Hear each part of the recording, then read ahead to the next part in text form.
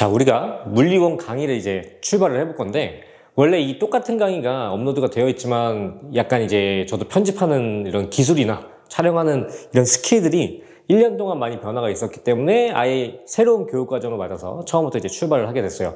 해서 물리원을 이제 처음부터 다 끝까지 나갈 건데, 기존과 좀 차이점이 있다면, 기존에는 약간 여러분들이 이제 조금 짜투리 시간이라도 활용할 수 있도록 10분 정도씩, 10분에서 뭐 20분 사이로 각 소단원별로 잘라서 진행을 했다면, 이번에는 그냥 단원별로, 주제별로 이론 나가고 거기에 필요한 이런 어떤 필수 예제들 이런 것까지 실용적으로 이론을 적용할 수 있는 부분까지 덧붙여서 약간 업그레이드가 됐다라고 볼 수가 있고요.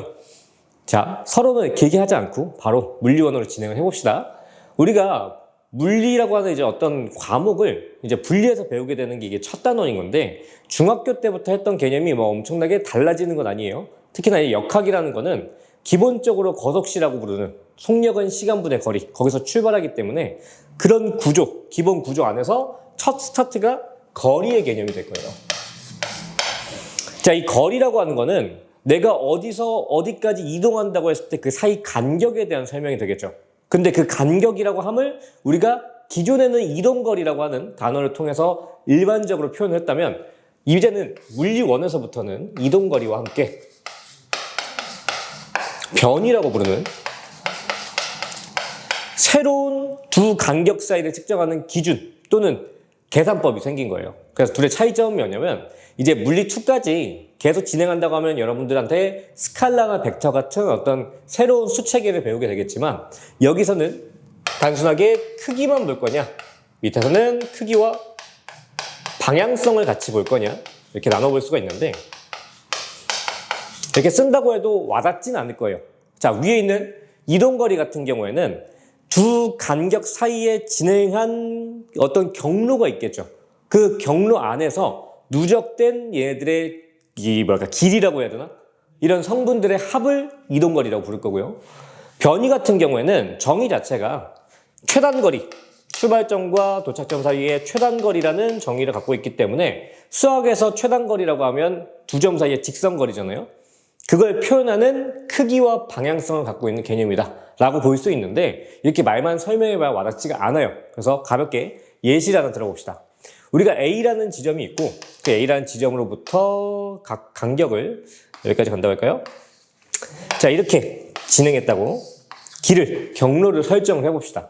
그때 A에서 B로 가게 되는 그 경로가 각각 여러분들 눈에는 안 보이겠지만 지금 칠판에는 모는 종이로 칸이 나와 있기 때문에 이렇게 설정을 해볼게요. 자, 그랬을 때 모든 학생이 처음에 A부터 B까지 몇 미터 이동했냐 라는 질문에 7m라고 답을 할 건데, 이 7m라는 게 기존의 중학교 때부터 했던 이동거리의 개념이 되는 거고, 이동거리. 그러면 이제 새롭게 추가된 변이라는 건 뭐냐? 직선거리라고 했잖아요. 최단거리. 그래서 출발점, 도착점, 중간 과정 다 무시하고 직선거리가 계산이 될 거예요. 그러면 이 값을 구하기 위해서 수학적으로 어떤 테크닉이 필요하냐? 가볍게 피타고라스 같은 개념이 되겠죠.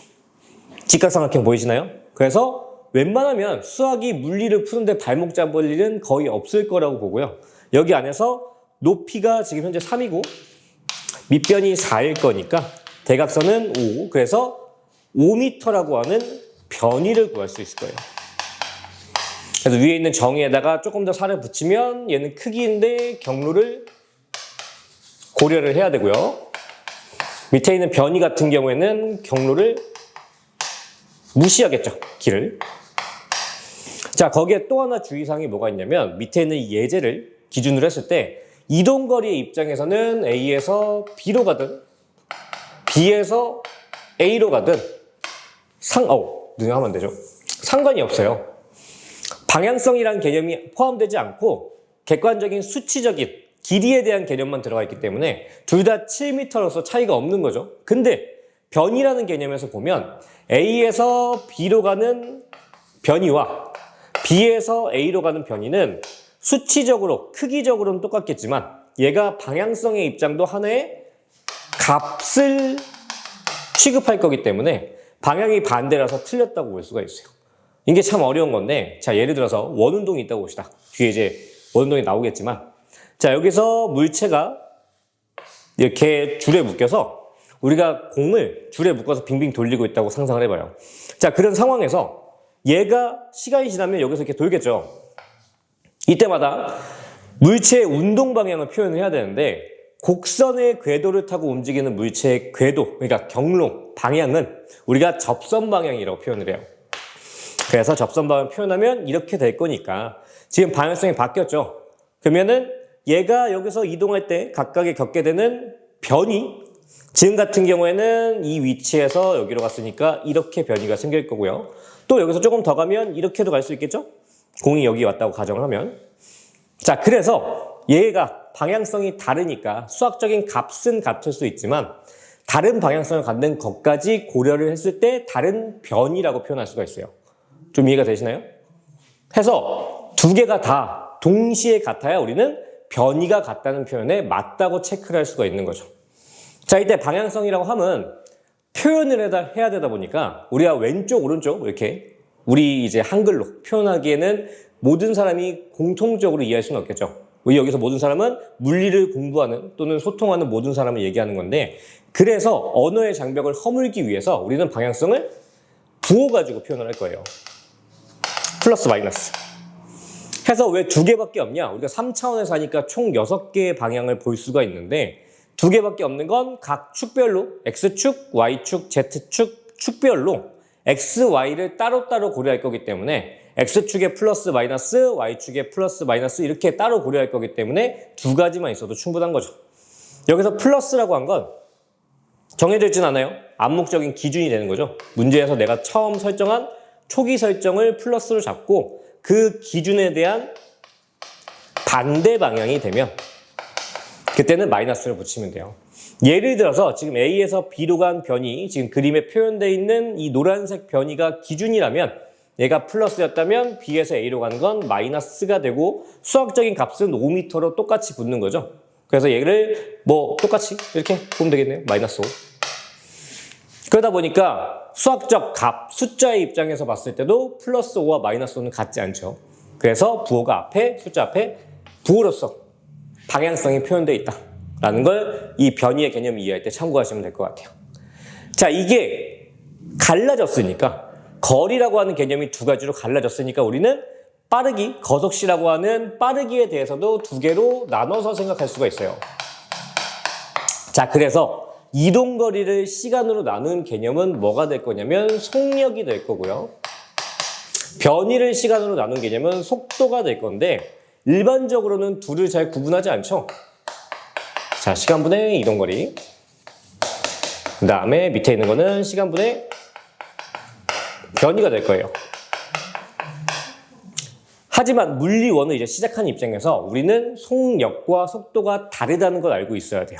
차이점이라고 하면 이어지는 거예요. 시간을 이동거리와 변이로 나눠서 는이 형성됐기 때문에 개념도 역시나 따라와요. 수치적으로만 1초당 몇 미터 갔냐로 바뀔 뿐 개념이 속력은 빠르기의 크기만 보는 거고 속도는 크기 및 방향성, 어느 방향으로 몇 미터 퍼 세컨이냐 이걸 동시에 본다 라고 생각하시면 될 것 같아요. 자, 여기까지 하면 중학교 3학년 때 배웠던 거속시를 조금 수정 보완을 한 건데 이게 역시나 지금 다 한글이잖아요. 그렇죠? 그래서 우리는 문제를 풀 때는 알파벳을 이용해서 각 개념들을 기호화시킨 뒤에 그 기호를 이용해서 이 공식, 관계를 표현을 할 거예요. 그래서 다 정리를 해주면 V는 T분의 S라는 구조가 될 거고 자, 공식이에요. 속력, 속도, 빠르기. 어쨌든 이 둘이 원래 엄밀히 말하면 위에 예를 들어 V는 T분의 S가 또 있다고 했을 때 위에 화살표가 이렇게 있으면 이 화살표가 벡터라는 수책에서 쓰는 약속인데 방향성을 같이 고려해야 되는 수치다라는 걸 표현하는 수학적 약속이에요. 근데 물리원을 고등학교 2학년 때 배우니까 얘가 벡터가 고3 때 이어져 있다면 목차가 그러니까 커리큘럼이 안 맞잖아요. 그래서 물리에서 이런 걸 부각해서 전혀 하지 않고 두 개의 의미를 구분해서 쓰겠지만 공식 쓸 때는 그냥 알파벳으로만 표현을 합니다. 자, 여기서 각각의 개념에 대한 숫자들이 있을 거니까 그거에 대한 단위가 있을 건데 그 단위가 초 단위, 세크, 미터 단위, 그 다음에 그래서 만들어진 미터 퍼 세크가 될 거예요. 근데 이것마저 뭐다 보니까 알파벳이다 보니까 우리는 S가 단위로 쓰일 때와 S가 개념으로 쓰일 때를 구분을 잘 해야 됩니다. 예를 들어서 우리가 중학교 때 배운 것 중에 과학에서 1이라는 개념이 있는데 이게 힘 곱하기 거리였다는 게 기억이 날 수도 있어요. 이거를 공식화시키면 W는 FS인데 자 이게 기호화되어 있는 게 중학교 때는 이런 식으로 배우지 않죠. 그래서 고등학교 때 이제 이 역학 4단원에 나올 건데 거기서 이렇게 공식을 암기한 뒤에 조금 시간이 흘러서 얘를 풀려고 떠올렸는데 FS라는 W는 FS라는 문장이 계속 머리에 남아서 써먹으려고 하다 보니 S가 시간으로 착각하게 될 수도 있어요. 단위랑 헷갈린 거지. 그래서 이럴 때 무슨 문제가 발생하냐? 얘가 시간이 돼버리면 FT의 개념이 된 건데 이거는 물리에서 3단원에 나오는 I는 FT와 연결이 되죠. 얘는 통합과학에도 있으니까 여러분들 지금 이걸 보고 있는 사람이 고등학교 2학년이라면 통합과학에서 본 기억이 있을 거예요. 해서 해석이 잘못되는 순간 단위와 개념이 같이 쓰이는 알파벳이 있기 때문에 혼동되는 순간 아예 다른 개념에 연결될 수가 있으니까 이건 주의를 하셔야 됩니다. 자, 해서 이 관계를 우리가 조금만 수학적인 관계를 순서를 바꿔서 S는 VT라는 구조를 만들잖아요. 그러면 무슨 일이 생기냐면 자, Y축이 위치로 제시가 되고요. X축이 시간으로 제시가 됐을 때 이때 Y축이 S, X축이 시간이 된 거니까요.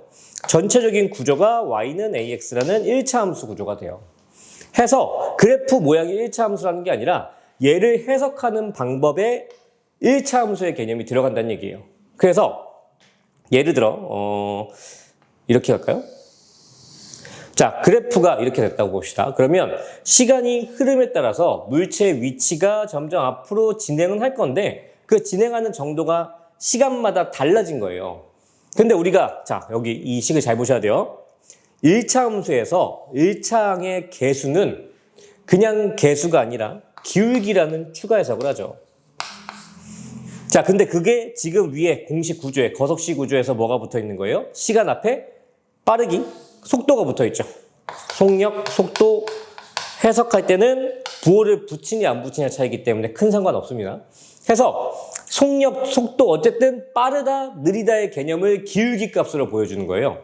해서 여기서 기울기 써놓읍시다. 해석을 할 건데 여기에 아까 잠깐 얘기했던 접선이라는 개념이 중요해져요. 자, 정말 많은 학생들이 고등학생인데도 불구하고 접선이 뭐냐고 그냥 단어의 정의를 물어봤을 때 접선의 정의를 못하는 경우가 많아요. 근데 이 접선이라고 함은 원에 접해 있는 선, 기본적으로 원에 선을 만나게 하면 두 점에서 만나게 되어 있죠. 그래서 이 두 점에 만나는 선을 원으로부터 점점 멀어지게 이동시키다 보면 결국 한 점에서 만나게 될 건데 그 한 점에서 만나는 선을 우리는 접선이라고 불러요. 이때 접선이 갖는 특징은 원의 중심과 이은 선분과 수직하다는 특징이 있죠. 해서 우리가 이게 직선의 형태, 반듯하게 대각선의 형태를 띠고 있는 그래프가 아니기 때문에 대략적으로 그래프상의 각 점의 기울기를 확인해 봐야 되는데 그때 어떤 식이냐? 얘가 휘어져 있는 이 작은 뭐랄까 막이라고 해야 되나요? 이 작은 간격을 원의 일부라고 상상을 하는 거예요. 그래서 얘가 이렇게 원이 됐다고 상상을 이 정도 휘어진 호가 원이 되었다고 상상을 했을 때 얘는 이쪽이 되겠죠? 원의 중심이 대략적으로 눈에 상상이 되죠? 원의 중심을 상상을 하고요. 그 중심과 수직한 상태에 뭐를? 접선을 그리게 되면 그게 이 점이 갖는 기울기가 돼요. 접선의 기울기. 자, 그러면 그 다음에 수학적인 의미에선 기울기였던 건데 물리적인 해석이 들어가자고 하자면 얘가 기울기가 컸다가 점차 감소했죠. 여기까지는. 근데 그 이후부터는 다시 기울기가 증가하는 걸 볼 수가 있어요. 그럼 해석을 어떻게 해야 돼요? 얘가 의미가 속력 빠르기니까 처음부터 빨랐던 게 느려지다가 거의 0에 가깝게 기울기가 값이 0에 가까워졌다가 다시 증가했다. 빨랐던 게 느려지다가 증가했다. 이런 식의 실시간에 물체의 운동을 서술할 수가 있게 되는 거예요. 해서 위치 시간축의 그래프의 해석 중에 접선 기울기. 자, 두 개를 조합하는 겁니다. 다른 파트에서 접선 역시나 나올 거예요. 근데 접선만의 의미가 있는 거고 기울기는 두 축의 성분에 의해서 의미가 결정이 되는 거예요. 그래서 접선은 순간값으로 해석을 할 거고요. 실시간, 이 점, 그래프상의 점이 접선을 만드는 거니까 그 점이 만드는 순간의 빠르기, 속력이나 속도가 되는 거죠. 이렇게 두 개를 합쳐서 해석을 하고요. 또 하나 뭐가 나올 거냐면 예를 들어 내가 처음 어떤 순간부터 어떤 순간까지 이 전체적인 간격이 있죠. 시간적 간격.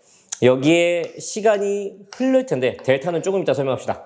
이 흐른 시간 동안의 평균 속도가 몇이냐, 평균적인 빠르기가 몇이냐라고 구할 때는 그래프상에 두 점을 잇는 직선을 하나 구워주면 돼요.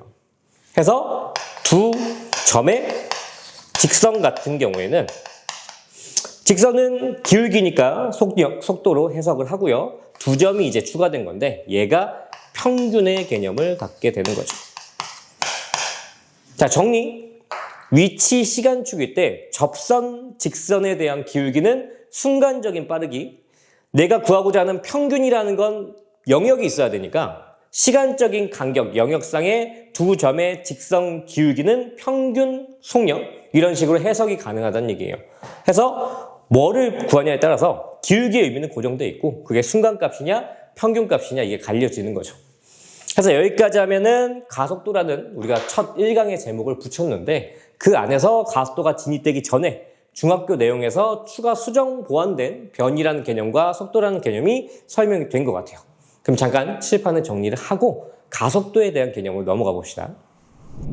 이게 복습이 주 목적이기 때문에 집에 가서 공부한다고 했을 때 그래서 원래 만들었던 건 10분, 20분씩 잘라놨던 건데 이제는 제대로 물리라는 걸 좀 극복해보고 싶다라는 욕심을 갖고 조금 길더라도 스스로 시간 배분을 해가면서 이 전체적인 내용을 하나의 가속도라는 범주 안에서 다 학습하기를 이제 기도를 합니다. 그게 바라는 목적이에요. 자, 가속도를 출발을 해보면 가속도라고 하는 건 방금 했던 속도라는 단어 앞에 가라는 어떤 단어가 추가가 되잖아요. 그래서 해석적인 측면에서 보면 가라는 건 더할 가자가 한자로 붙었다고 보시면 돼요. 근데 여기서 차이점은 뭐냐면 되게 가속도가 있는데 감속도는 없잖아요. 느려진다라는 의미의 감소한다가 붙어서 감속도라는 단어가 없는 이유는 속도라는 게 방금 방향성에 따라서 플러스 또는 마이너스로 표현된다고 했죠. 해서 더해지는 값이 양수의 플러스를 더하면 값이 커지겠지만 양수의 마이너스를 더하면 값이 작아지겠죠. 이런 식으로 기존에 있던 값의 부호와 더해지는 값의 부호가 같냐 다르냐에 따라서 크기적인 부분이 달라질 수가 있기 때문에 감속도라는 개념이 따로 없는 거예요. 그냥 가속도가 속력이 빨라질 수도 있고 느려질 수도 있는 그런 모든 경우를 다 포함하고 있는 거죠. 해서 가속도라 함은 정의하자면 단위 시간당 속도 변화량 이런 식으로 정의를 할 거예요. 자, 여기서 두 가지를 해석을 해야 되는데 단위 시간이라고 하는 거는 1초를 얘기하는 거고요.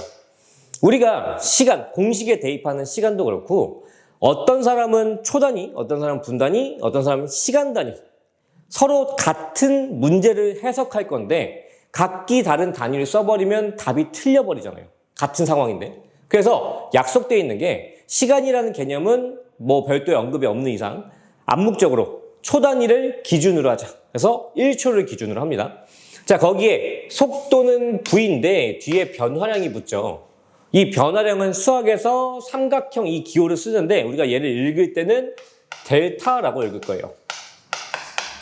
이 델타라는 게 약속되어 있는 게 F-I라고 되게 수학책에서 보일 텐데 이게 뭘 뜻하냐?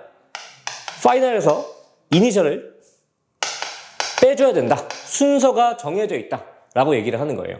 자, 그러다 보니까 이 순서가 달랐을 때 무슨 문제가 생기냐면 자, 생각해봐요.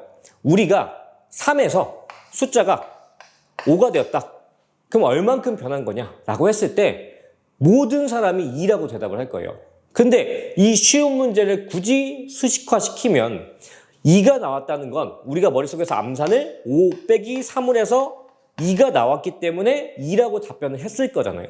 해서 뺀 순서가 큰 거에서 작은 거 했을 확률도 높지만 나중값에서 처음값을 빼서 2가 나왔다. 이런 경우가 더 많겠죠. 그래서 순서를 인위적으로 바꿔보면 3 빼기 5를 해버리면 마이너스 2가 나오잖아요. 자, 물리에서 이 앞에 붙어 있는 부호는 방향성이라는 이제 해석이 들어가기 때문에 방향성이 달라진다는 건 예를 들어서 내가 왼쪽, 이건 내 입장에서 왼쪽인데 지금 보고 있는 입장에서 오른쪽이긴 하죠. 이 방향성이 나랑 소통이 반대가 돼버리면 실제 상황을 예를 들어 물리적으로 풀었다고 칩시다.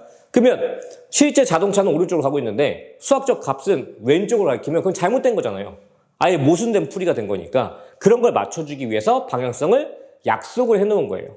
그래서 이렇게 말이 길었지만 틀리면 안 된다는 얘기죠.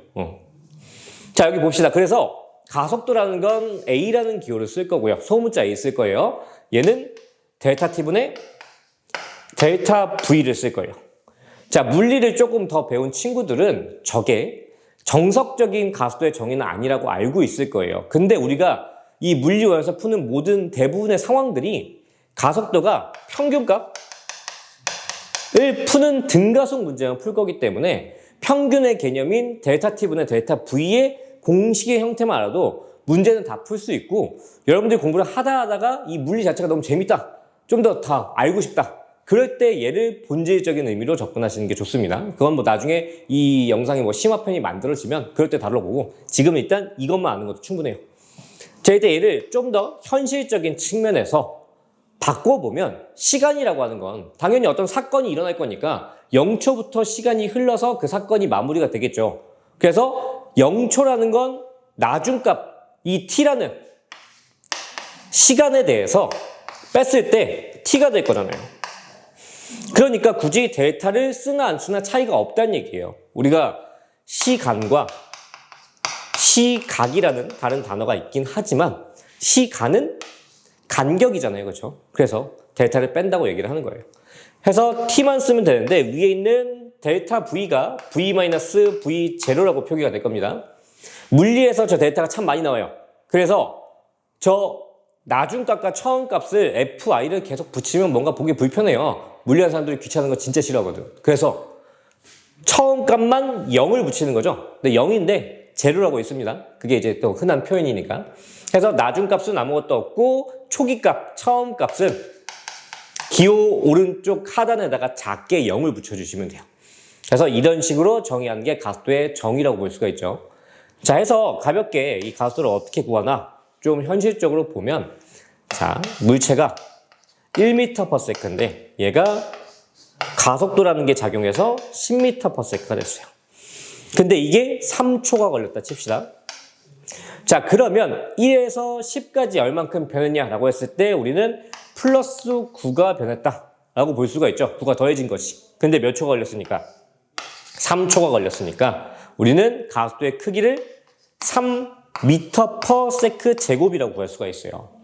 자, 가속도의 단위도 위에 있는 플러스 9가 속도가 변한 거잖아요. 뭐 속력이든 속도든. m/s가 뭐에 의해서? 초라고 하는 세크에 의해서 나눠진 개념이니까 m/s도 미터를 초로 나눈 건데 그걸 한 번 더 초로 나누게 되면 뒤에 제곱이 붙게 되는 전체 가속도의 단위가 완성이 돼요. 자, 이런 거 얘를 좀 더 자잘하게 표현을 하면 1에서 가속도가 1초당 변화량이라고 정의가 되어 있잖아요. 그래서 1에서 계산된 3이 3번 더해지면 10이 되겠죠. 그래서 가속도를 하면 1초마다 기존에 있던 속도에서 얼만큼씩 변했냐 해서 처음에 가속도라는 개념을 잡기 어려우면 처음 초기 속도의 가속도 값이 시간만큼 더해졌다. 곱셈이 아니라 곱셈이 이제 헷갈리다면 나눗셈이나 이런 게 헷갈리다면 누적된 덧셈이나 뺄셈을 이용하면 좀 더 접근하기가 쉬워질 거예요. 자, 반대로 지금은 빨라졌다 이렇게 볼 수 있는 숫자가 커졌죠. 반대로 물체가 10m/s인데 지금 방금 한 것처럼 가속도가 3m/s 제곱이다. 근데 앞에 마이너스만 붙여봅시다. 자, 그러면 얘가 똑같이 지금 방금 했던 예제를 거꾸로 하는 거예요. 반대로 하는 거예요. 얘가 3초가 흘렀다고 치면 현재 나중 속도가 몇이 되겠냐? 이런 문제도 기본형인데 10에서 마이너스 3을 3번 더한다는 얘기예요. 근데 음수를 더할 거니까 얘가 1m/s가 되겠죠. 자, 정석적인 풀이는 여기 있는 이 지금 가속도를 정의하는 식을 살짝만 변형시켜주면 가속도와 시간을 곱하게 되면 속도 변화량이 나와요. 그래서 마이너스 3과 3초 곱해주면 얘가 마이너스 9가 나오는 상황인 거죠. 그래서 기존에 있던 10에서 마이너스 9가 변한 거니까 1이 되었다. 이렇게 흘러가는 게 좀 더 자연스럽긴 하죠. 자, 그러면 요게 두 개만 이제 기본 문제를 보면 가속도의 부호가 플러스 부호면, 자, 부각을 좀 해볼까요? 가속도 부호가 플러스를 갖고 있으면 수학적 값이 커졌고 속력이 빨라졌고, 가속도 부호가 마이너스면 값이 작아졌으니까 느려졌고, 이런 오해를 하기가 쉬워요. 왜냐면 기초 문제, 초반에 연습하는 문제가 이런 경향이, 이런 예제뿐만 아니라 그냥 제대로 만들어진 문제도 가속도가 플러스면 빨라지고 마이너스면 느려진 문제가 너무 많기 때문에 가속도의 부호가, A의 부호가 빨라진다, 느려진다를 표현한다 라고 오해하는 경우가 많은 거죠. 근데 이게 절대 안 된다고 이제 포인트를 잡는 교재도 많아요. 그래서 위에 있는 거 보면, 자, 여기서 시간적인 간격을 좀 더 늘려봅시다. 시간적인 간격을 늘려보면 예를 들어서 좀만 지우고 갈까요? 오케이, 얘만 지우고 갑시다. 자, 위에 있는 상황을 10초라고 상황을 좀 멀리 더 볼게요. 처음에 10m/s로 출발해서 얘가 마이너스 3이 똑같이 작용할 건데 10초가 흐른 거예요. 자, 그러면 마이너스 10에서 마이너스 3이 10번 더해진 거니까 변화량으로 치면 마이너스 30, 10에서 마이너스 30을 더해주면 마이너스 20이 되겠죠, V는. 그럼 이거 해석 어떻게 할 거예요?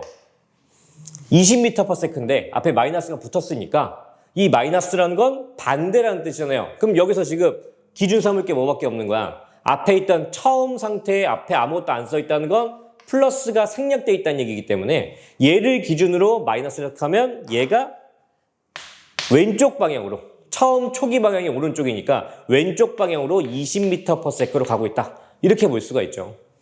해서 수학적 값만 보면 10에서 20 된 거니까 빨라졌네. 그죠? 그래서 위의 상황과 밑의 상황은 시간적으로 더 멀리 봤을 뿐인데 가속도의 부호와 상관없이 느려졌다가 빨라진 상황이 됐어요. 그럼 무슨 일이 생긴 거야? 연속적으로 생각해보면 물체가 가다가 언젠간 정지했겠죠. 점점 느려질 거니까. 그러다가 반대로 갈 때는 점점 빨라지는 상황이, 느려지다가 빨라지는 상황이 생겼다. 이렇게 볼 수가 있어요. 그럼 이 과정에서 규칙을 찾으면 속도의 부호와 가속도의 부호가 같으면 둘이 빨라진다가 성립해요. 그러니까 뭐가 성립해야 되는 거야? 속도의 부호와 가속도의 부호를 동시에 고려해야 빨라진다가 성립이 되는 거예요. 그럼 반대로 속도의 부호와 가속도의 부호가 반대면 느려진다가 성립을 하겠죠. 자, 여기서 헷갈리는 건데 얘를 바꿔봅시다.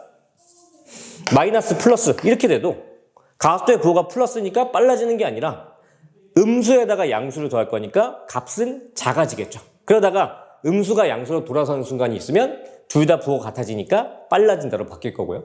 이런 식으로 두 부호의 통일성에 따라서 우리는 물체의 속력 변화를 볼 수가 있어요. 이게 정말 중요합니다. 문제 풀 때 아무리 이걸 이론 설명해도 풀면서 이걸 놓치고 실수하는 경우가 많아요. 그래서 강조를 아무리 많이 해도 아깝지 않은 그런 내용이고.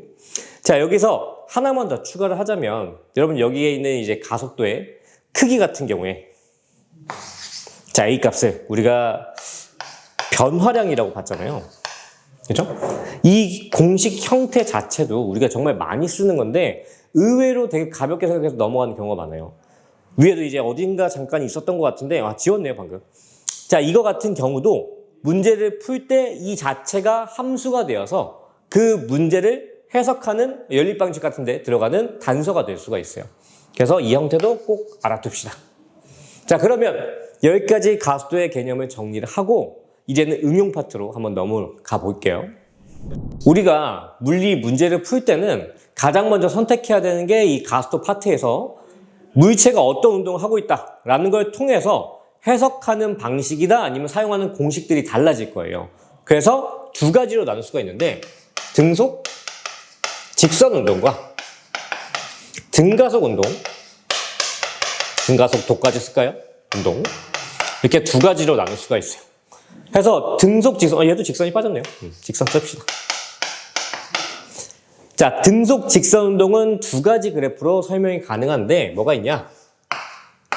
자, 여기서 위치, 시간 그래프. 그래서 얘가 이런 모양, 1차 함수 모양을 보여주면 아까 기울기가 속력이었죠? 빠르기. 속력이든 속도든. 자, 그 다음에 얘가 Y축이 이제 바뀔 건데 아까 칠판 정리하면서 그래프 해석이 못 들어가서 지금 여기서 가속도 파트는 같이 포함을 합시다. 자, 지금 보면 등속이니까 이렇게 축 그래프가 나와야 돼요. Y축이 속도가 될 거니까. 그러면 기울기 값이 없죠? 값이 없으니까 얘는 아직 해석할 필요가 없어요. 있어도 의미가 없는 거지, 0이니까. 그러면 면적이 이제 중요해지는데 자, 팁을 좀 주면 이 파트뿐만 아니라 물리에서는 그래프 해석이 정말 중요해요. 그래서 각 그래프 X축, Y축이 뭘로 구성되어 있냐 이 종류에 따라서 기울기나 면적이 어떤 게 의미가 있는지 둘 다 의미가 있는지 하나만 의미가 있는지 아니면 아예 의미가 없는지 이런 해석 자체 접근법에 대한 공부가 되어 있어야 돼요. 지금 같은 경우에는 얘가 거리의 의미를 가질 건데 왜 그러냐 기울기는 어느 파트든 X분의 Y의 의미를 갖고요. 면적은 X와 Y의 곱의 의미를 가져요.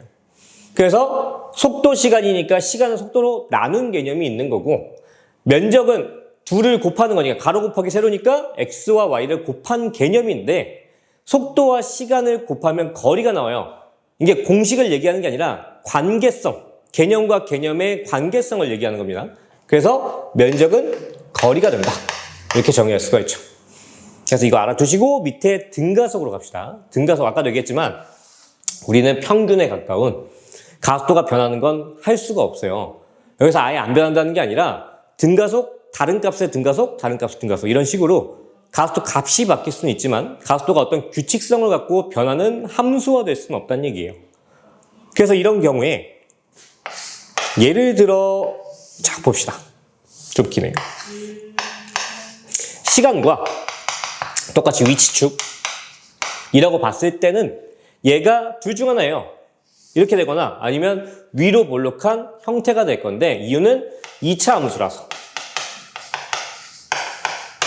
왜 2차 함수인지는 등가속 공식을 정리하고 그 다음에 좀 얘기를 합시다. 해서 기울기의 해석은 가속할 때는 당연히 가속이니까요. 속력이 변할 거 아니에요. 그래서 빨라진다 느려진다만 판단하면 되는 그래프 유형인데 그때 그 기준이 접선의 기울기가 있죠. 지금 같은 경우에는 접선이 점차 증가하니까 해석 자체는 빨라진다가 되겠네요. 자, 그 다음에 오른쪽에 있던 이 속도 시간 그래프를 보면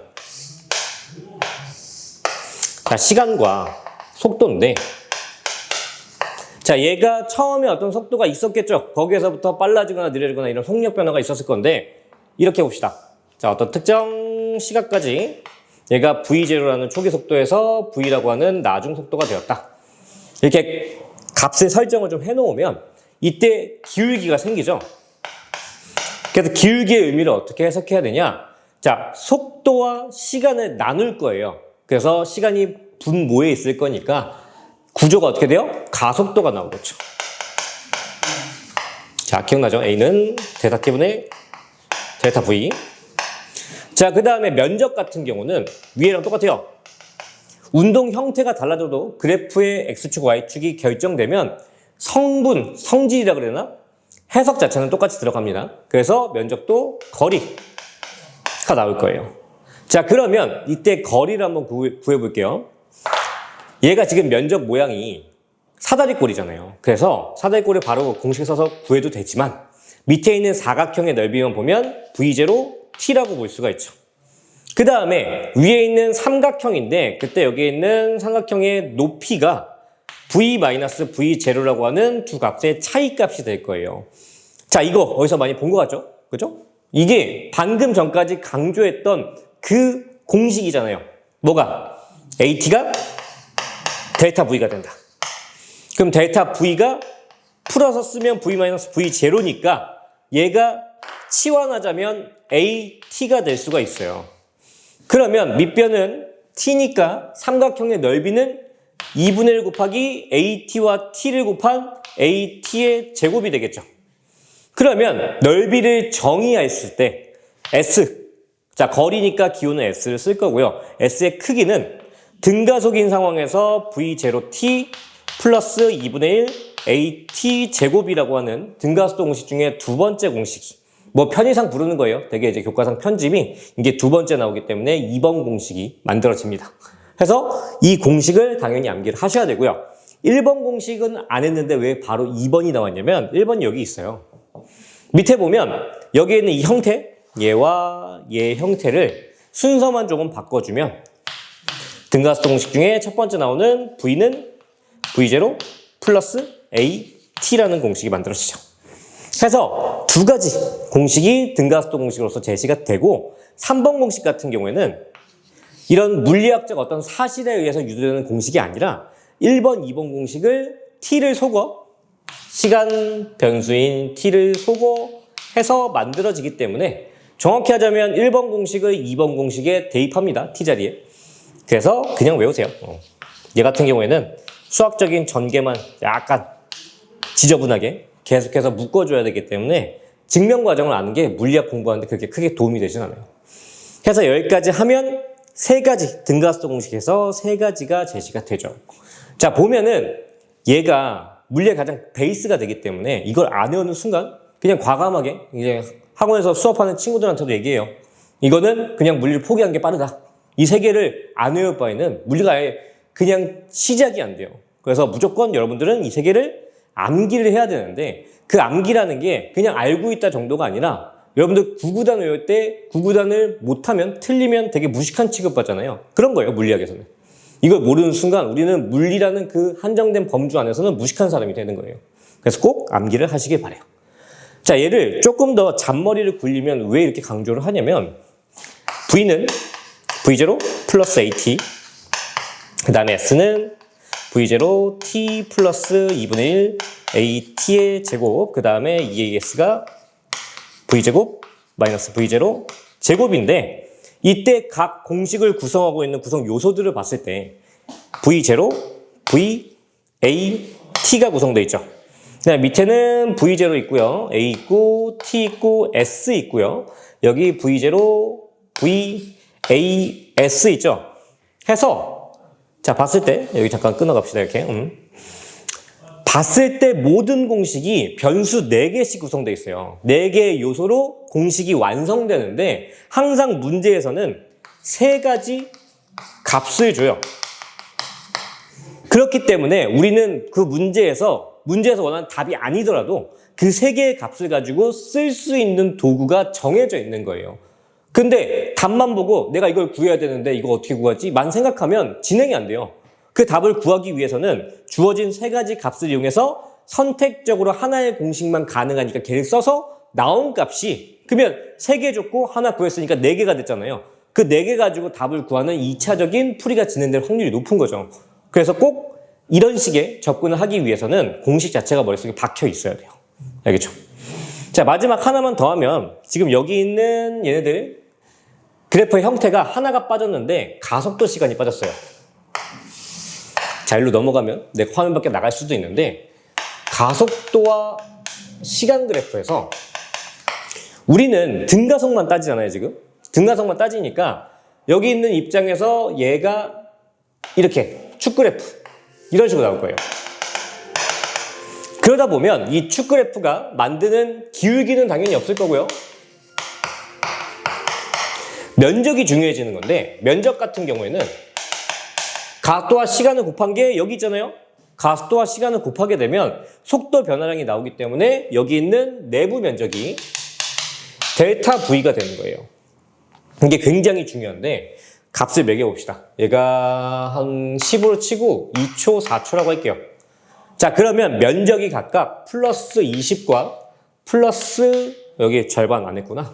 여기 5네요. 이렇게 치면 10이 되잖아요. 자, 이때 이게 변화량이라는 개념을 굉장히 머리에서 강렬하게 각인을 하셔야 돼요. 변화량이기 때문에 뭐가 필요해요? 기존의 몇인데 그 값을 기준으로 얼만큼 변했다가 면적에서 표현이 되는 거예요. 이게 그냥 속도라고 머릿속에 남겨버리면 예를 들어 이런 거예요. 2초일 때 얘가 속도가 V2가 20m/s다. 나는 보기가 있다 치면 뭐 기억 보기 이렇게 있다 치면 대부분 애들이 맞다고 골라요. 근데 이거는 지금 내가 만든 이 설계상 틀린 거예요. 왜? 맞을 수도 있고 틀릴 수도 있는 거니까 틀린 거에 가까운 거죠. 뭐가 없어요? V0를 설정해 놓지 않았어요, 지금. 이걸 모르는 상태에서 뭐에서 20이 증가해서 2초일 때 나중 속력이 된 건데 그 뭐가 없잖아요. 얘가 0이면 이게 맞겠죠. 근데 만약 얘가 처음에 10m/s라는 설정이 문제에 제시돼 있었다. 그러면 20이 아니라 30이 돼야 맞는 거지. 이런 식으로 면적이 변화량이니까 항상 여러분들 이 면적을 적용시킬 때 그 면적이 시작되는 초기 속도를 확인하시고 이 면적을 적용을 시키셔야 돼요. 그게 안 되면 이 가속도 시간 그래프를 해석하는 문제는 이 파트에서 거의 주된 유형인데 제일 많이 나와요. 많이 나오고 그만큼 해석도 어렵고 그걸 잘 못 풀게 되는 문제가 생기는 것이. 그래서 꼭 아실 필요가 있습니다. 자, 이제 마지막 하나. 공식이 지금 1, 2, 3번이 됐고 등가속에 사용하는 마지막 공식 하나만 남았는데 걔 같은 경우에는 자 봅시다. 평균 속도인데 이 평균 속도 같은 경우에는 물체에 빠르게 변하기 때문에 그냥 우리가 학교 시험 성적 평균 구하듯이 얘가 빨라지든 느려지든 변하는 걸 무시하고 처음부터 끝까지 그 간격을 그 시간 동안에 특정 시간, 특정 간격을 균일하게 움직였다면 즉 등속이 되는 거죠, 개념이. 균일하게 움직였다면 얼만큼의 값을 가질 거냐 이런 건데 이때 정석대로 하면 얘가 뭐 토끼와 거북이 있죠. 낮잠을 자건 뛰어가건 그 모든 달라지는 운동 형태마다 구간을 잘라서 상황을 잘라서 시간, 달린 시간, 자는 시간, 뛰어간 시간 뭐 이런 걸 다 잘라서 그때마다 거리도 잘라서 어쨌든 속도니까 시간분의 거리 구조가 돼야 되고 그거에 대한 토탈값, 전체 값을 나누는 게 정석적인 방법이에요. 근데 만약에 등가속이라는 상황만 문제에서 명확하게 제시를 해주면 그때는 2분의 V0 플러스 V를 해도 상관이 없는 거죠. 자, 이게 왜 가능하냐면 여기 자 지금 이게 좀 공식을 구하느라고 써놔서 잘 안 보일 수도 있는데 우리가 가속도라는 게 기울기 값을 갖고 있어서 기울기를 구하는 건 x 증가량분의 y 증가량이잖아요. 이걸 살펴봤을 때 기울기가 변하지 않기 때문에 계속 균일하게 변하면서 우리가 예를 들자면 1에서 10까지 평균 몇이야 라고 하면 대부분 5라고 할 거예요. 왜? 1부터 10까지는 1씩 변했으니까. 그래서 중앙에 있는 값을 평균이라고 생각하는 건데 얘도 마찬가지인 거죠. 그래서 중간에 있는 중앙값을 표현하는 방식이 처음과 나중의 합의 나누기 2를 상황의 이 형태가 평균값을 표현한다고 볼 수가 있어요. 그래서 등가속이라는 게 제시됐다는 건 굉장히 중요하고 평균을 문제 어떤 특정 구간에서 구할 수 있다는 건 문제 상황이 등속 상황이 되는 거잖아요. 그래서 시간을 구하든 거리를 구하든 이런 공식 없이 그냥 시간 같은 경우에는 속력분의 거리, 거리 같은 경우에는 속력 곱하기 시간 이렇게 단순하게 굳이 쓰지 않고 암산을 해도 될 정도로 단순하게 구할 수 있단 말이에요. 해서 이 평균 속도를 구할 수 있냐 없냐가 가속도 파트에서 문제를 난이도를 이제 천차만별로 바꿀 수 있는 가장 좋은 키포인트가 됩니다. 알겠죠? 그래서 여기까지 해서 우리가 이제 문제를 좀 풀어보고 그 다음에 뒤에 남아있는 짜투리 영역을 나가야 될 것 같은데 그거는 일단 칠판을 좀 정리를 하고 그 다음에 또 진행을 해봅시다. 칠판이 좁아서 지금 가속도 시간 그래프 해석을 조금 미흡하게 끝냈는데 이걸 조금만 더 마무리를 하고 일단 이론 설명은 끝내볼게요. 이제 보면 아까 얘기했던 것처럼 지금 첫 번째 면적이 전체를 구했을 때 플러스 20이 나오겠죠. 그 다음에 옆에 있는 면적은 플러스 10이 나올 건데 이때 넓이에 대한 면적, 넓이에 대한 해석을 우리는 속도 변화량으로 정의하기로 했어요.